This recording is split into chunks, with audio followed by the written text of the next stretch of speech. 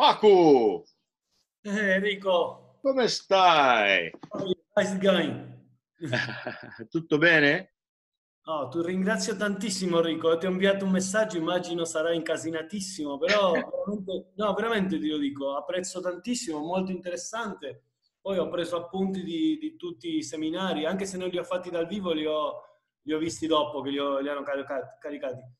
Sì, la cosa buona di questi seminari, no? Che tanti di noi possiamo anche parlare di certa cosa, no? Perché non è solo, diciamo, di una persona, stiamo parlando di tutte cose, guardando video, parlando di mucce, tutte le cose che puoi aiutare un allenatore, no? E questo tempo che siamo tutti a casa, questo è meglio per tutti, no?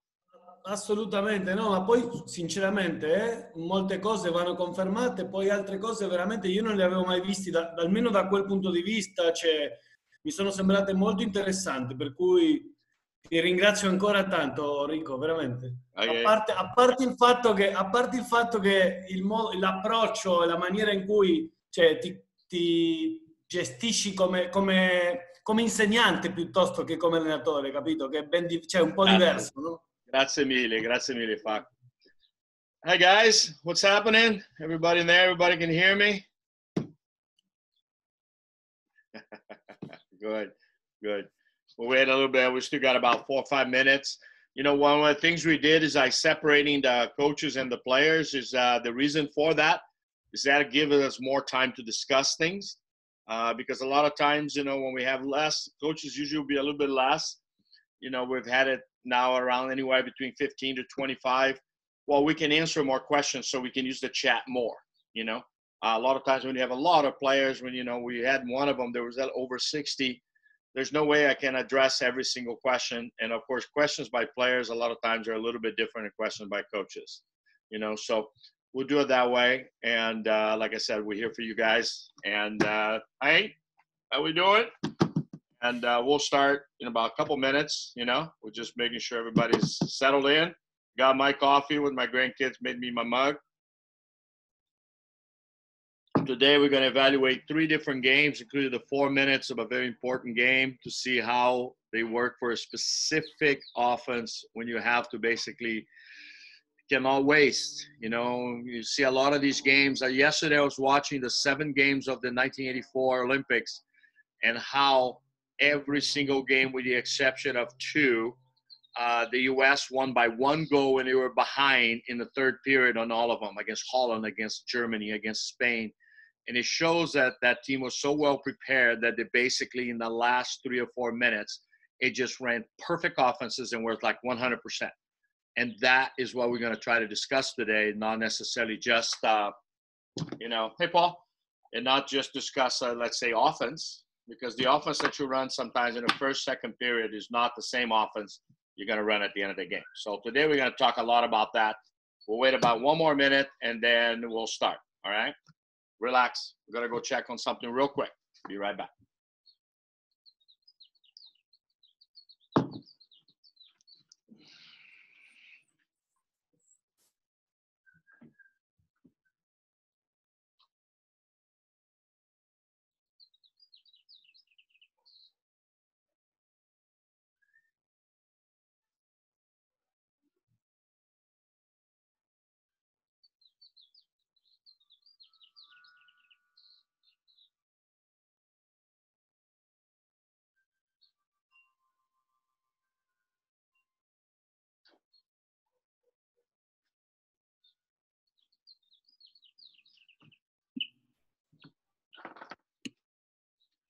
All right. Let's get started. I made this this meeting because last time I was kind of angry, so I kind of went to the Zoom area because it kind of ended to me, even though I went 39 minutes, but whatever. So this time I put it all the way to 1 hour. So if it does, you know, so we have time. So what I want to do is that we can still shut down at 30 or 40, but we actually have more time. So I wanted to make sure we get all the points across. Okay. So let's talk about what we're talking about today. Today is we're talking about concepts of offense. You know, we're not talking about offense per se as much as the concept of the offense. What is the difference of that? when you are designing a team, and that doesn't matter what sport it is, when you design a team is designed by many different facets, okay? I am just now finishing up, just finished up the development stage of certification for coaches, and I'm going to make it available for you guys by the beginning of the summer. It's free, okay? Where I'm going to basically give you probably 1,000 drills, okay? And all the different ways that you can do it, all the way from little kids to the, Olympic level. When you are designing a team, you have to understand the concepts first. So there are 5 concepts. So we always start with the concept of defense. So we got concept of defense to the transition to the offense, that's called counterattack to offense. You got the second concept. The third concept is the offense. The fourth concept is the transition from the offense to defense. That's the transition of the counterattack going back. Those are the 4 concepts. And then the 5th concept is what each one of these situations created. So what are we going to do today is talk about how the concept of offense can create a very good and resourceful way for you to attack the other teams, because you will be facing all kinds of differences out there, right? I mean, if you start counting, and then when we start counting, for example, like one time I lost count of how many defenses you can actually run.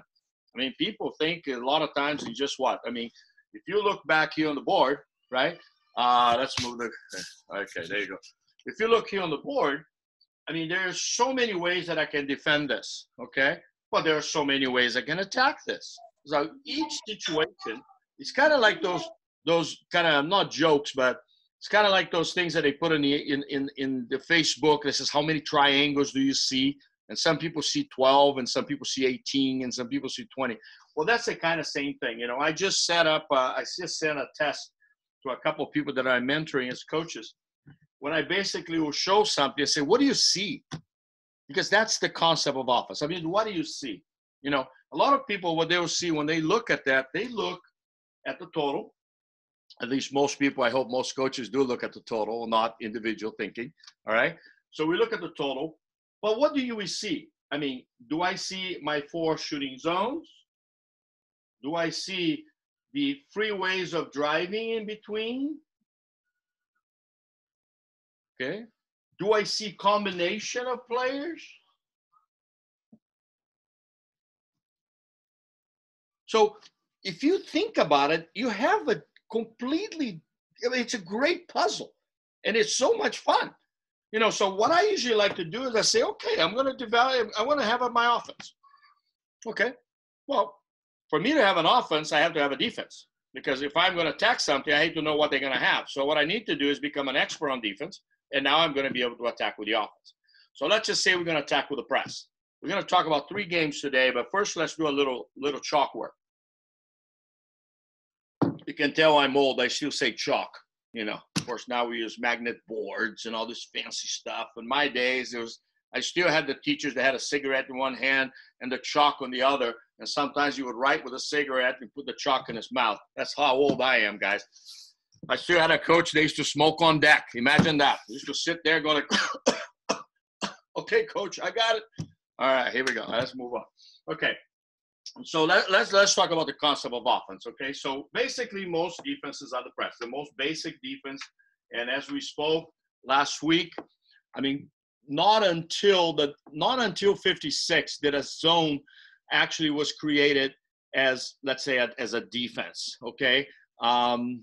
If you look back at anywhere between from 52 before, of course, 52 with Krivo Kapic on defense, they were the first ones to use the diamond defense. 48 was pretty much just press, and then everything from 36 on, it was just press. What they did in those days, it wasn't necessarily they were running a zone, is that if somebody wasn't fast enough, we call it the in-between. A lot of times we even call them tweeners. They played in between. It wasn't a zone, guys. It's just that they weren't quick or fast enough to be able to guard somebody from the other team. As you got to remember, before 1936, the rules were very simple. If you went in, if you got substituted out, you did not come back in. It was like soccer, okay? So most of the times, if you look at your Olympic teams from those days, there were 8 or 9 players. That's all there were. There wasn't 11 or 13 like it is now. There wasn't a pattern, because many times teams played with just 7. It was 5-minute quarters, so it is a little bit easier. But the idea again, is the same. Before that, there were no zones. Okay, by 56, of course, the Hungarians came up with a 2-4 zone. And then from there on, you created all kinds of zones that came up. You know, we can go back and say, I would say that the 2-4 zone came in 56. In the 60s, with a counterattack, that Italy created, basically both Russia, USA, Italy, a lot of those teams that we consider basic schools, like the Hungarian is probably the most famous one. They started using a lot of a kind of a 2-3-4, like they would sucker you in. They would do like a 2-3-4, but usually those zones were what we call Christmas trees, and that is they have a point. So the zones were always like this. See, this is why we call it Christmas tree. If you didn't know why, it's this right here. So it kind of looks like the top of a Christmas tree on the reverse side. That's how most zones were. Most of the zones in the 60s were Christmas tree type zones. They weren't movement zones. They did not attack people. They just stay there and cover areas. You know, for the people, well, everybody there is pretty young. For the people that play like I did, used to be a 3-foul rule. So what it used to be is that if the ball came into the center, the first time, you just got a regular foul. The second time, regular foul. The third time, the guy was excluded, even though he just did a normal foul. That was the way the rules were all the way till 1988. So what ends up happening is a lot of times they have the Spanish, for example, came up with a defense called cambien. Cambien en la tercera falta. So what they would do is that the ball would come in the first time. The ball would come in the first time. They would call a number. One of these guys, the guys would swim in. The guy would go out. The guy would go out. The guy would go out. The guy would go out. Okay, so people became creative with these zones. But how do we attack it? Because again, the defense is going to be really creative with it. Most offenses are very individual player oriented. Okay, so the problem with that is that, okay, so if you have a great player, you're going to have a great offense. Well, it shouldn't be that way. You should be able to have a great offense even if you have good players. You know, so you can have, maybe you don't have, you know, Felipe Peroni, Tony Azevedo, Andrea Proelovic, Maggie Steffens, Rita Kistalecki, you know, Katarina Prokoyeva. But you might have a Simeova, you might have a Garabutova, you know, you can have on the guy's side, you can have the Granado and a couple of younger drivers in Spain. Italy has for years used, they kind of rotate, you know, have Luongo, the Fulvio, you know, so you can have players that, let's say, not considered to be the gods of the sport, but yet you're a very good offense. And that's good. You know, that's what you want to have, is be able to have that offense that is so, you know, so exciting. So I'm going to design my first offense. So here we go. So the offense is sitting over here. And as I designed the concept of my offense is, you know what? I think is too symmetrical. So first thing I'm going to do is I'm going to break down the symmetry of this offense, this defense, because the defense are patterns. Okay, every defense is designed as a pattern. So the defense is designed a pattern. So let's say a 2-3-4, there's a pattern. Okay, and then you have 2-4, M, 1-2 by American standard. 4-5. Okay, but everything is basically a pattern. So I have to attack the pattern. So I have to find out percentage-wise which patterns are better than the others. So I find that in my team, if I'm, let's say, the Yugoslavian teams, like in general, but let's say if I'm Serbia, Montenegro, or Hungary, they have a lot of left-handers. Man, I can have a great offense because I got these left-handers over here. I mean, just imagine having a Filipovic and a Mandic. Man, I tell you, I would love to have that on the team.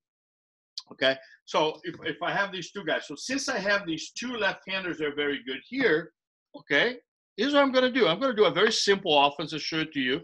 You know, what we call just you know, what's called a point drive slide. Okay, look, point drive slide. I put the ball on this man right here. That's usually press because usually it's the, you know, the main shooter of the other team. I take this play over here. I make him start the drive by creating some opening here. And then I make sure that my 2-meter man follows this man. It is very important when you're designing your offense to keep an eye on the eye. The eye is goalie, center, and point. So I try to make sure that this player here is always kind of keeping an eye on this player. I don't like this angle. That allows too many jumping on the defense. So what I do is that when he moves a little bit, I'll make my center move a little bit. Okay? Look at the area I created here, right? So now I'm going to take this player, you know, you're going to move over here.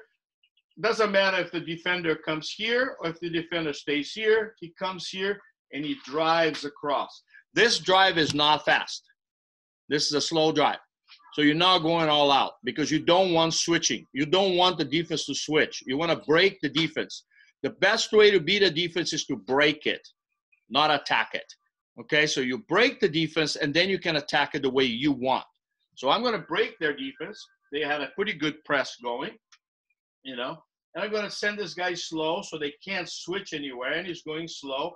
And I make sure that this player right here, okay, I make sure that this player right here doesn't come up. He stays down. He stays here. And then I just move there. And you're going to see that that's the offense that Hungary used at the European Championship this year against Spain in the last 2 or 3 series. And they got 3 exclusions from this. Because look what I basically did. I kind of created a 4-2, like a 6-on-5. Okay? But here's a nice part. This guy's coming here. This guy's really worried about it. We're not worrying so much about the center. The center's like actually almost kind of looking on the outside. So creates kind of like these mini drops right here. See that? Because the moment I go up, then this guy's going to be able to split. So I stay down, you know, maybe about 2.5. Doesn't have to be on the 2, but right here. Now I'm going to attack this offense. Now I have the, remember I have this great left-hander over here. So look at this. This guy can take a quick stroke with the ball. He gets fouled. This guy just comes in. Looks like he's going to set up for a 6 meters. He picks up the ball. He picks up. This guy is going to jump here. He's not going to let him take a 6-meter shot, right? As he takes the 6-meter shot, this guy traditionally is going to have to raise his hand because the goalie basically going to say, hey, you got this great shooter's taking 6-meter shot. This guy's going to stick his hand. This guy is going to move a little bit. If I'm a good passer, I'll be able to put that ball right in there, and he's going to turn, and we're going to show you that on video, and they will get an ejection. Referees are more willing to make exclusions on post-up moves than they are on just a regular setup offense. And this is really important for you guys to understand when you devise your offenses, because a lot of times we say, man, you know, the center is working so hard, but he's not getting anything. Well, that's because the defense is also very good. As you got the main guy on defense against the main guy on offense, hey, it's going to be one of these. And let me tell you, traditionally what I look, defense wins about 65 to 70% of the time. That's the way it is, guys. Come on, baseball, what's a good percentage for a batter? 30%. Exactly. So you know what? That's the way it is. I mean, if you look at, you know, shooter, I mean, some of the guys in the NBA shoot around the 40%, but majority, 30%. That's what the offense usually does. So let's be realistic and not say, oh, my goodness, coach, we only went 4 for 6. And I'm like, okay, go and pray because that was good. Okay? You know, if you went for 6, yes. Find that friend over there that stays on the refrigerator a lot of times waiting for us. But you know what? Move on. All right. So here we go. So I have this situation. The other thing that can happen is that because of this is happening here, that makes the goalie be very nervous. Because look what I did. I kind of moved the guys out of the zone. So see this opening right here? So if this is a good left-hander and moves over here, look at that. He has this corner. He has more of an IO to shoot the ball. A lot of times we don't pay attention, and this guy's like working real hard to get here. Well, he just put a defender right in front of my lane. I can't shoot the ball. So this is what I'm talking about, the concept of offense. Just the concept. All right, let's take a look at the first video, and then we'll move on. And how are we going to work also the legs, and how are we going to work the movement on these zones? Because as we attack, I'll give you guys a secret. I remember breaking down guys like Estiardi and then Daltrou, Yerashov, you know, all these great drivers, you know, Tony itself. I mean, all these great drivers in the past. And then you watch their hands. Watch their hands. If people say you cannot speed up hands, that's not true. You can, okay? So you watch their hands, and some of them, if you look at them, they take the stroke with a little bit of an opening. Some of them take the stroke across their body. Some of them start with a left hand, even though they're right-handers. Some of them start with a right hand and not the left hand. Why? You ever thought about it? Because that's the problem about people that are teaching drives. Right now we see, and I see a lot of coaches, all of us at one time have done that, where we say, come on, you got to drive. What does that mean? What kind of drive? What do you want? You want to drive for me to get the guy excluded? You want to drive for position? You want to drive for movement? What do you want? You know, you're not giving me good instructions, guys. So one of the things I try to do as a coach that I think all of you guys do it too, maybe don't notice as much, you know, we're good, guys. I mean, we'll work our butts off here, is take a little bit of a deep breath, and instead of just like spurting drive, just gotta say, hey, drive, but make sure you get that guy to go with you. There you go. That's an awesome instruction, because now I'm going to take that driver with me. And that's what the great drivers do it naturally. But we all know not everybody is born one way, but everybody can be taught. And that's the way I believe. You know, I don't discard anything or anyone. Okay? So here we go on. So let's talk about the first one that we were talking about, is the first video. Let's take a look at it real quick. All right, let's see. Where's my share video? All right. There we go. I think it's on this one. All right, here we go. Where did it go again? Oh my God, here we go again. All right, let's look at this one here. Let me know if anybody, okay. Where are you? Get out of there. Okay. All right. So what we got here is a situation. You got Germany and Montenegro. Okay. So Germany and Montenegro are two teams. Ricardo, you got to share your screen if you want us to see the video. Okay. Sorry about that. Okay. Let's see what's happening here. All right. Why is it not sharing? Hold on.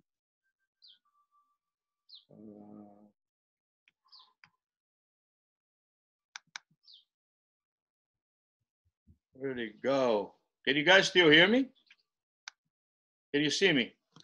We can hear you and we can see you, but we can't see your screen. When you look at the window where you see yourself and all of us, right in the middle and the bottom, there should be a green button. Yeah, so share the screen. That's what I was trying to do. Okay, share. Okay. All there we go. Now we can see your screen. All right. Thanks, bud. Man, love these young people. All right, let's take a look in here. I'm going to go back just a tad right here to about right there. That's what I was going to. Okay, so watch the situation, European Championships. So, of course, I'm trying to use most of the games from this year because I want to see the new rules and I want you to apply. The other thing is that I'm trying to look for conflicting teams. You know, I mean, there are some teams you say, okay, we're going to watch Serbia-Croatia. Well, but they're so similar. I much prefer to play teams that are like very difficult. So let's say Germany-Montenegro. You know, Montenegro is a team that relies a lot on, you know, mobility and good creative shooting. And then you got a team like Germany that allows them very heavy, very powerful, very holding down. So let's take a look at the Germans right now. Here we go. Okay, here we go. Down. So see, here we go. The Germans coming down. Typical German team. They don't come with a counterattack very fast. They really work for a very strong center tradition. They've always had it. Okay, stop right there. All right. Stop. Okay, hold on. Here we go.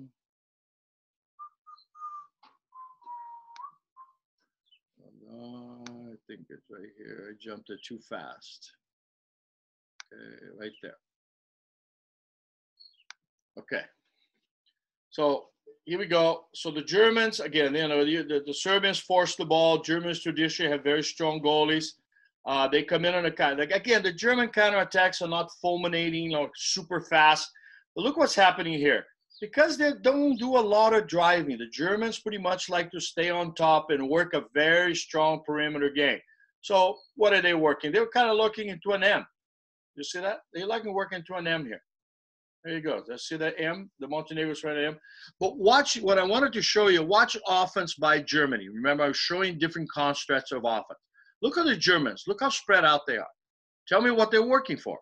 They're working for the center. They traditionally work the center very hard. There it is. On that one, happens to be a contra foul, you know, and the ball moves forward. Okay, but what I want you to do is you see how the Germans really set it up. Okay, here goes a counterattack. Boom, there's a shot. Okay, shot by Montenegro. They're going to jump ahead 2-0. Okay, so counterattack. Again, look at the counterattack again, because the problem that you have, and that's one of the things that I try to teach sometimes, is that, hey, if you're going to have this kind of an offense, see how this guy started to drive? See right there? There's the problem right here. This guy, he came back, and all of a sudden, there's a 3-on-2. Perfect 3-on-2 with a point popping, and this guy being split. There's no way the goalie could defend. All right? So let's take a look at the offense from Germany again. Watch what Germany will do. They're coming right out. You know, this is one of the young kids from Montenegro is really coming around, Radovic. Okay? I love this LAN TV because they have so many times that they go it over so we can see it. Now take a look at the offense by Germany coming up. Okay. God, it seems like showing more times than I wanted. Here we go. All right, here we go. Again, look at the Germans. They don't do things super fast. This guy is going to do a rub off. He's trying to create something, forcing the zone. There it is. You know that 4? There's that 4 right there. You see that 4? Now the guy's basically has a field open in front of him. He sits there and shoots the goal. Let's go back to talk a little bit about it. Okay. So, okay, where are we again? Okay, so again, if you saw what happened is exactly what we were talking about. If you can see me now again, right? You know, take a look in here. Remember what I said about the 4. So what happens was here was the same thing I just said it happens. They did it right off the beginning. They didn't even wait for an offense. They just did right after a goal. Because some of these plays can also be designed as after goal play. So he comes in here and everybody's spread out, like I said. Everybody's beautifully spread out. Montenegro's on the press. And this guy basically creates, he makes the pass. He moves a little bit. This guy is getting fronted, but he stays to this side right here. And there he goes. All of a sudden, this guy's trailing. This guy doesn't move up. He doesn't move up. And it's exactly what I had drawn earlier. And all of a sudden, you've got a team with 2 big outside shooters, right? The Germans have a big old left-hander, and they got a big old right-hander, and they can shoot the ball hard. They have always been able to shoot the ball hard. They've had great shooters. Guys like, you know, like Frankie Otto was one of the greatest left-handers of all time, René Ryman. So they've always had great shooters. So this is the offense that I was talking about. All right. Now, we're going to move into the Hungary type of offense because now we're talking about how it's an offense that we're creating the outside shot. But there are sometimes, too, when I create the concept of offense, okay, some teams, they don't always press because obviously they have a very strong center. You know, teams like, for example, traditionally Hungarian centers, they tend to get positioned to shoot the ball, where a lot of like Serbian, Montenegrin, Croatian centers, they set more for position and be heavy, and establishing the offense, and then create and forcing teams to zone. And when they do score, a lot of times either layout or power turns, okay? Well, the Hungarians have a tendency to be a little more creative.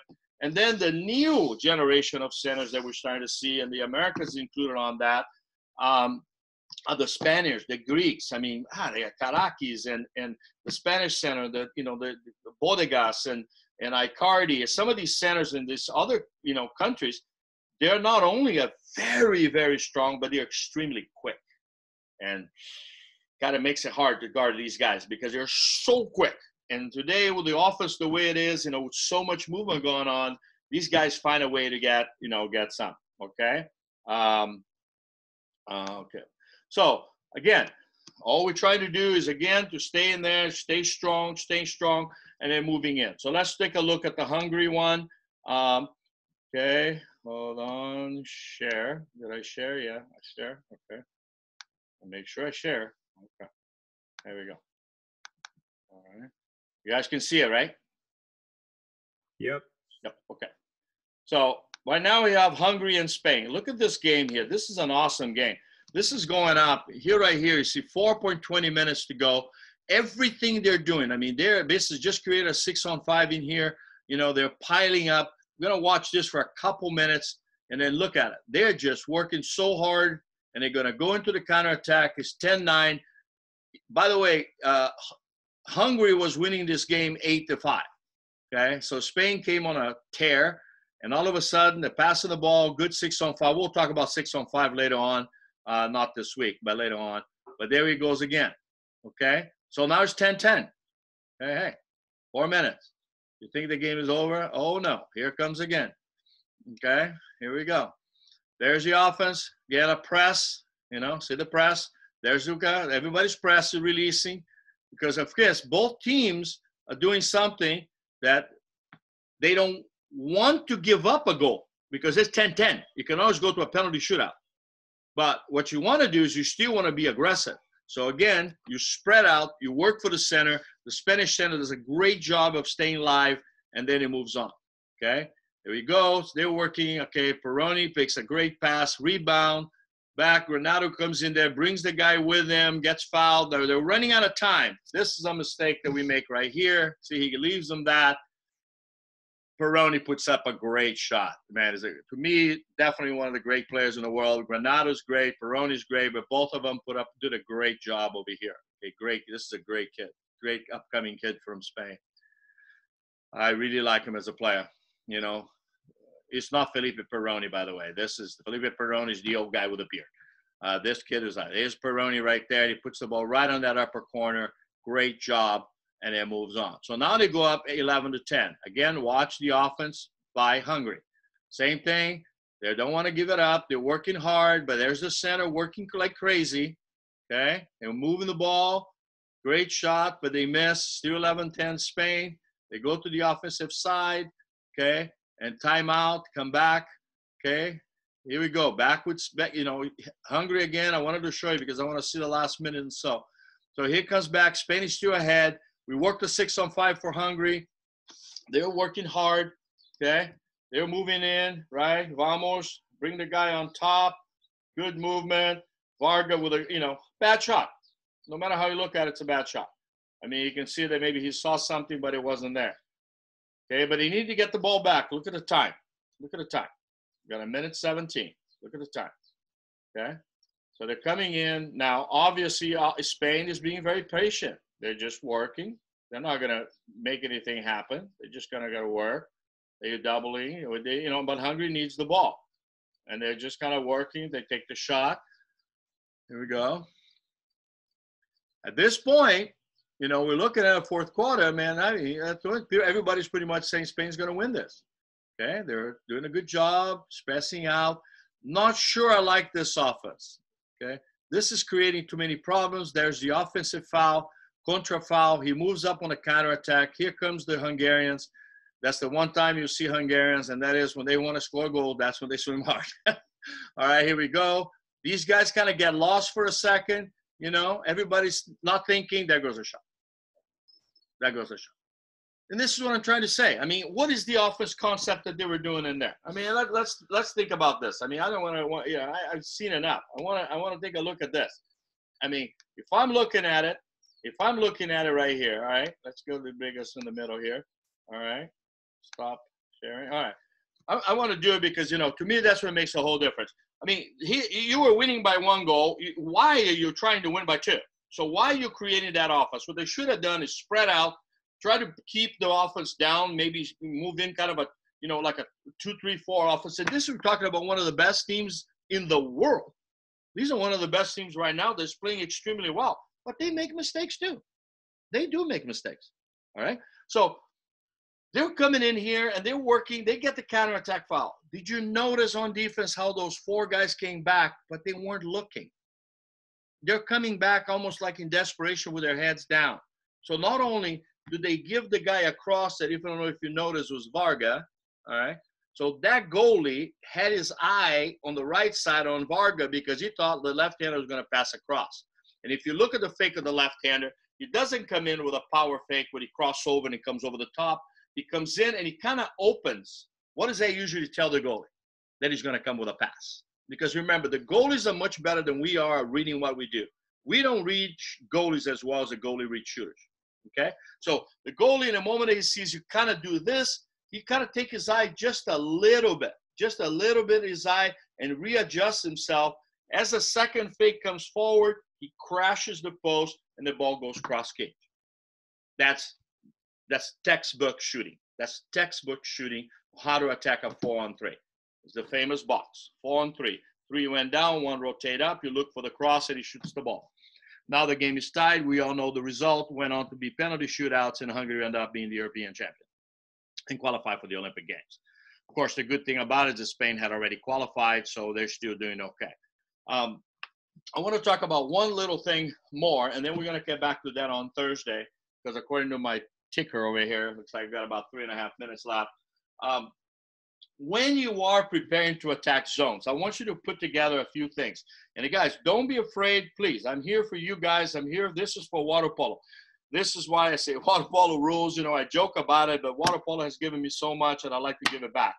I have no problem if you want to put some questions, and if you know, as you're making comments about the Zoom meetings, the seminars, if you have questions that I did not address, please send them to me. I will answer back to you. I mean, don't send me 50 questions, but if you had a question that I did not make it clear, I will send it back to you. Send it by email, please. And if you do send it by email, I'll make sure I get it back to you. But there's just 3 things I want to talk about. I got about 2.5 minutes to talk about, and that is when you're preparing your offenses, write this down. If you're going to attack with a movement, you're going to attack as a pattern, or you're going to attack as an individual. If you're attacking the zone, if creating an offense off the movement, you have to make sure, are you going to do traps or transition? And the difference of traps and transition are very simple. Trap is when you know a team has a strong tendency and you know you'll follow you in the trap. Transition when teams are very well drilled on defense and you basically have to get them out of their comfort zone. So remember, as you're designing your offense, are you going to trap the other team or you're going to transition the other team? Very important for that. That will make you a better coach just by thinking that way. The second thing is that instead of attacking with movement, I'm going to attack with pattern. I'm going to attack with a pattern. How do I attack with a pattern? 2-3-4, moving the ball on the perimeter. Maybe moving the ball to position 1 and position 5 to move to meet a guard, and then reversing the ball to the other side and working on forcing the other team to come up with split zones like 3-4, 4-3, or 2-3, 3-2. So that usually is a pattern type of attack. Again, there's so many different beautiful ways to do that. And then the last one is individual. Looks like I got less than a minute. I'm going to say goodbye. Send me those questions, and I'll see you guys on Thursday. You guys are the best. Water polo roof! That's the way we go. All right, my man. See you later. Cheers, Rico. Thanks, Rico. Cheers, man. Thanks, Rico. Cheers. Bye, guys.